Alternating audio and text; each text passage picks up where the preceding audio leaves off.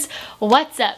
Today's video is going to be my June wrap-up and July TBR. Are you ready? Because it's kind of a lot of books and I keep being very overdoing it for my TBRs and then I get stressed. So let's get right on into this. Do you guys like my cup? It says From Muggle to Mrs. In the month of May, my TBR for June was 8 books. I ended up reading 7 of those, but I also read another book that wasn't initially on my TBR, so I still read 8. Out of those books, I gave 5 5 stars, 2 4 stars, and 1 3 stars. I think I did a pretty good reading month, guys. Of those books, I read 3 contemporary, one of which was a children's book, and 2 of which were young adults. I read 1 thriller, which was an adult. I read 2 fantasy, both young adult. And I read 1 sci-fi, which was a young adult as well. I also read 1 graphic novel, which was one of those contemporaries. I read 3 ebooks, 2 physical books, and 3 audiobooks. 3 audiobooks is a lot. And I think that's everything for my statistical analysis of what I read this month. So let's get into what I actually read. Starting off with my only 3-star book, I finished Summer of Broken Things by Margaret Peterson Haddock. I was sent this in exchange for review, so thank you very much for sending this to me. And I actually did a vlog style review that was non-spoiler, so that'll be linked in the cards here if you're interested in watching that. I actually tabbed things and everything because this book had a lot for me to say. So this book would have gotten a 2 stars if it hadn't been for the very end, which I don't want to give away, but it did make up for some things that I was not a fan of. This book is about 14-year-old Avery, whose dad is going on a business trip to Spain, and Avery doesn't want to go. She wants to go to summer soccer camp, but her dad makes her go to Spain. But because she's only 14, he decides that she needs to have a friendly chaperone. So he forces 16-year-old Kayla Butts to come with them. Now Avery is very popular, is very, you know, in the in crowd, and she's a soccer player and very athletic and all these things. And Kayla Butts is 16-year-old girl who gets called Butt Girl because of her last name. They go to different high schools, but they used to grow up together. Kayla Butts is also a heavy girl, and the amount of fat shaming in this book. The main issues that I had with this book was that we had a fat main character, Kayla Butts, and not only does Avery constantly make fun of her, at least within her head, and we get both of their points of view in this book, but we also listen to a lot of fat shaming going on within Kayla's head, and basically, like, nothing was healthy about the fat representation in this book, in my opinion. I would love to hear other people's opinions on this, so if you've read this, please let me know in the comments down below on what you thought about the fat rep, but man, I did not like a single thing about it. I didn't even like it by the end. Like, neither of these characters, this is my next point, neither of these characters are likable. Avery is a stuck-up, princess, rich bitch, and she doesn't really get any better by the end. And Kayla Butts is like a woe is me poor, physically like money poor, but also like poor me because I have nothing and because Avery is a bitch, which granted is true, but like she didn't, I don't know, like there were times where she was like wanting to be excited for going on this trip because she'd never been on a trip like this before to Spain, but then would be like mad that she was going. It was such a weird feeling. Nothing was likable about her really either, and she also didn't really grow that much by the end. Like, she was kind of a saving grace, but not really. Just neither one of them were well enjoyable. They were not enjoyable, neither one of them. Nah, stay in your room. Get in there. Why are you doing that? He's looking at me like this. The main plot of this story is that while they're in Spain, Avery and Kayla discover a family secret of Avery's father, and it was lame. Moving on to the 4-star books, one of the books I read this month was Lifelike by J. Kristoff. I read this on ebook, and I actually received this book from NetGalley. So Lifelike is about a girl named Evie in a futuristic version of the world. It's been like a lot of years since our time now, and there's like AI and all this fancy stuff. So back before the like kind of apocalyptic situation that they're in the present time of the story, there used to be a group like a big business that made these things called lifelikes. But as far as everyone knows, those lifelikes were destroyed and they don't exist anymore. There weren't that many made and all this stuff because they were dangerous. Now, all of the artificial intelligence in the world has to follow the 3 rules, which is basically that you cannot hurt a human. You must have the human's like safety on your mind at all times. You must listen to a human if they give you an order, and the only time you wouldn't have to do that is if it was in problems with saving the human, basically. But of course, it's a book by J. Kristoff, which means that those rules don't always apply and that everything you think is going to be true is not true. So it was really good. I really liked how the story went. I needed to binge my feelings to Katrina when I finished it because the ending, I can't talk about it because I don't even know what to say without doing any spoilers. But wow, I have a lot of thoughts. So if you want to talk about it in the comments, please do. I want to talk about it with you because holy shit. It was good. The only reason I didn't give it 5 stars is because the book has a lot of like that futuristic type of talk that a lot of authors do where they like kind of make up new words to you know, show that time has passed because the language evolves, which is always really cool as a linguist. As a linguistics minor, I really do enjoy it sometimes, but sometimes it was hard for me to like remember what some of the words meant, or like it was so overwhelming that I like couldn't take it all in, and so I gave it a 4, but honestly it was so good. When I reread it, it might become a 5 because I think I'd get over it. But yeah. My other 4-star book was Find You in the Dark by Nathan Ripley, and I just finished this technically on July 2nd, but we're just gonna go with it into the June wrap-up. Whoops! So this book I also received on NetGalley in exchange for a review. And this book is an adult thriller about a man named Martin, and he digs up dead bodies that the police haven't been able to find in the last like 30 or so years that serial killers had dug up, had buried. And so he finds them and then tells the police about his, you know, finding and how, you know, hello, I did your job for you, blah, blah, blah, blah, blah. And he has a wife and he has a kid, and there's so much more to this story, but I can't tell you any more of the story because it's so good, but it's all... I loved it. I thought it was a really interesting thriller because it's not like the thrillers, like most thrillers. It's not about a person who is just a person who gets taken by a murderer. It's not about a murderer either. It's something completely different, and I really, really liked that. Okay, moving on to my 5-star books of the month. I'm gonna start out with the first book that I finished in the month of June, actually, which was Girl Made of Stars by Ashley Herring Blank. I got this via the library on ebook, so I don't have a copy of it, but holy shit. I knew that this was gonna be an amazing book, and I was right, and everything was amazing. This book has a huge trigger warning for sexual assault and rape, and it is about a girl whose twin brother rapes her friend, and she has to decide if she's going to believe her friend or her brother. And the amount of nuance in this story that Ashley Herring Blank did such an amazing job weaving through in ways that were just so well done and circled around, and like everyone, all different points of view were given a strong case. And I just...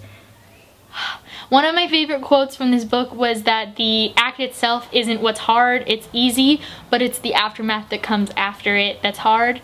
And I paraphrased that, that's not a direct quote, but it was so good. This book also features a female-female romance, and it has a bisexual main character and a gender-fluid girlfriend/boyfriend partner.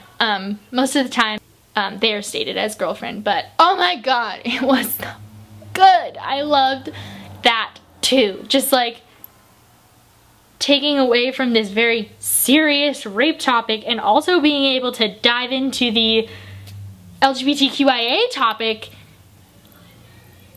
Amazing. It was so just perfect in my opinion. I don't have any problems with it, and it was amazing, and I cried a lot. Other book that I finished in June, I read mostly in May, but it was Twilight by Stephanie Meyer. I listened to this on audiobook for the first time. This was a reread. I've read this book so many times, and I know that this book isn't well written, but emotionally, it's a 5 out of 5 stars for me. Like, not a good representation of a good and healthy relationship.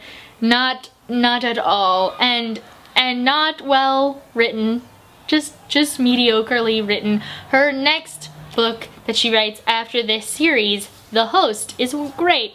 These are emotionally attached. Great. So yes, listen to it for the first time. Loved every minute of it. The next book that I read that was 5 stars was Geekerella by Ashley Poston. I was also sent this in exchange for a review by the publisher, so thank you very much for sending this to me.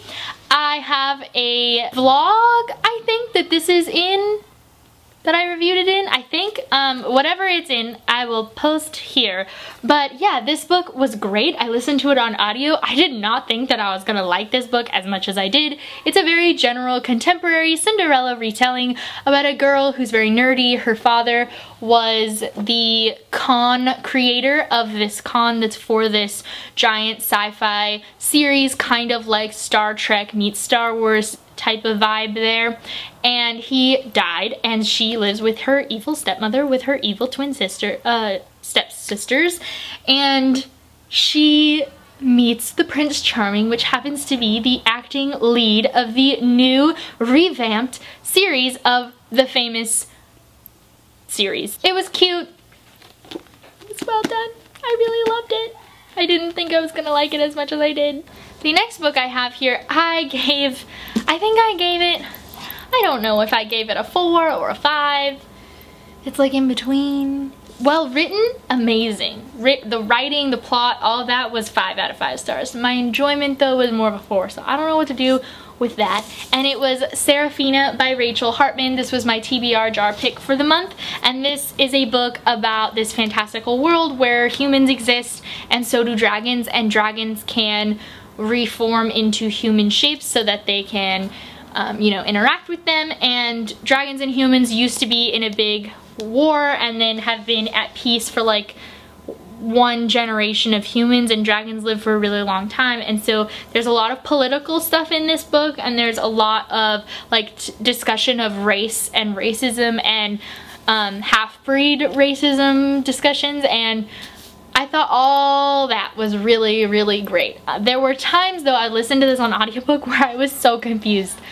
Like, I think it's because I wasn't completely 100% paying attention at all times, as one does in an audiobook sometimes, and then I would come back into it and be like, I missed something really important. The last book that I read in June was El Defo by Cece Bell, and this is the children's graphic novel that I picked up, and it is about a girl from 1st through 5th grade, all about having earbuds, like corded hearing aids for school, and having to be different and being deaf, and she like treats herself as a superhero to make herself feel better, and the name of the superhero is El Defo, and this book was so cute. So this book is our Sassy book club for the month of June. So the live show was on July 6th at 7 p.m. PST. The video is going up after that, so the link to the live show will be there if you're interested, but it was so cute. I think this is an important like children's book, and if you have kids, or if you are a kid, or you just, maybe you work with kids or something, like I think that this book could be really important, and it's just really cute, and I really liked every minute of it. Also, I like forget how nice graphic novels are because they're so fast. I want to go through my TBR for the month of July, not including the specific books that I'll be doing for my Bibliothon, which will be coming up soon. It's probably going to be the next video. So some of these might be in my Bibliothon TBR, but these are just generally books that I want to get through. So some of the ones that I don't have in person are, I did not get to the book Brujaborn or Brujaborn in the month of June. It was on my TBR. It is one of the NetGalley books that I received last, and it came out last month. But I realized that it's a sequel to Labyrinth Lost by Zoraida Cordova. So I am actually going to be getting Labyrinth Lost from the library. It's ready for me to pick up, but today is the 4th of July, so I can't pick it up today. So I'll be picking that up soon, reading that, and then reading Brujaborn. So these two books are on my TBR. Another book that I'm actually currently in the middle of was from NetGalley, and I got Doing It by Hannah Written, which actually came out yesterday for me, July 3rd. And this is a kind of like a self-help or like teaching book all about sex ed and positivity around sex, all of that. And so far I'm only like 16% in, and I've like quoted so many things from it, and it's so good. I love every second of it. Also want to get to Persepolis by Marjane Satrapi. This is a graphic novel, and it's an autobiography, I believe, of Marjane Satrapi's experience living in Iran as a woman and as a little girl, and I want to get to this. I'm also currently listening to on audio A Dance with Dragons by George R. R. Martin, the only Song of Ice and Fire series book that I haven't read yet, and I'm really enjoying the audiobook, although it's read by a man and his voicing for women is really nasally and annoying, but I'm getting over it slowly but surely. The audiobook is 48 hours long.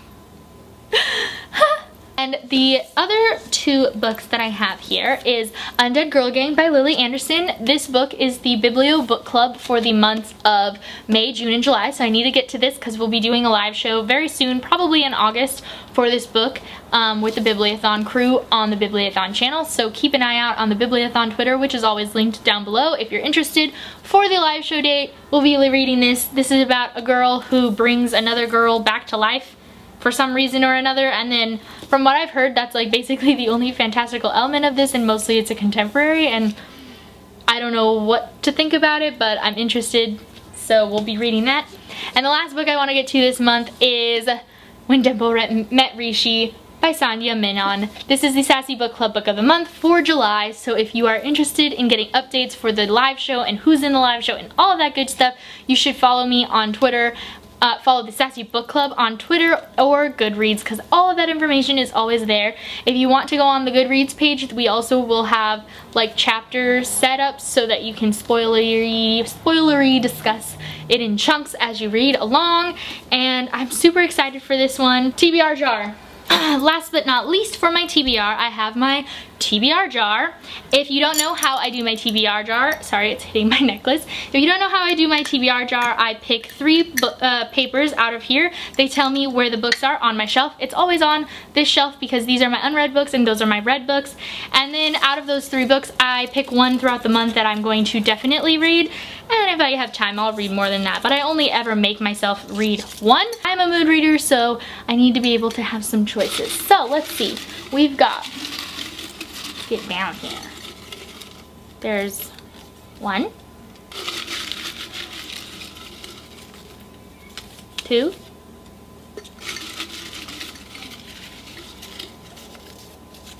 3. 2 of these books were actually in series, so I had to pick wherever the series started because the 2 series I hadn't started yet. So the first one was Shelf 6, number 17, but it's actually number 18, and it is An Ember in the Ashes because number 17 was A Torch Against the Night. And this is the first one. Fantasy. I think that the brother and the brother did some sort of treason. Now she has to decide if she's going to trust him or go with the, you know, the government or something. I don't know, but I've heard amazing things about this book. Everyone is freaking out about it because A Reaper in the Gates just came out, which is the 3rd book in the trilogy. The next book that I picked out was 5-3, which is actually 5-5 because the 3 was the 3rd book in this series, and it is The Lost Hero by Rick Riordan. Haven't read a Percy Jackson or like Rick Riordan book in so long, but this is a book that's in the Percy Jackson series, and like Percy Jackson and Annabelle make appearances, but it's mainly about other people. Don't know a lot. Greek mythology though. And the last book that I picked up was number 32, which was 1984 by George Orwell. Classic novel. This is actually a borrowed book, so I have my friend Kelsey's annotations in it, so I would really love to read that. But these are going to be the try a chapter section of my Bibliothon TBR, so keep an eye out for that. I'll be doing that probably in the next video. So yes! Those are the books that I plan on reading in the month of July. Those are the books that I read in the month of June. I hope you guys enjoyed this video. If you did, please make sure to give it a thumbs up. Make sure to hit that subscribe button if you haven't already. I post every Wednesday and Saturday, and you can always hit that little notification bell if you want to be notified every time I post a video. And I'll see you guys very soon with a new one. Bye! I wish I could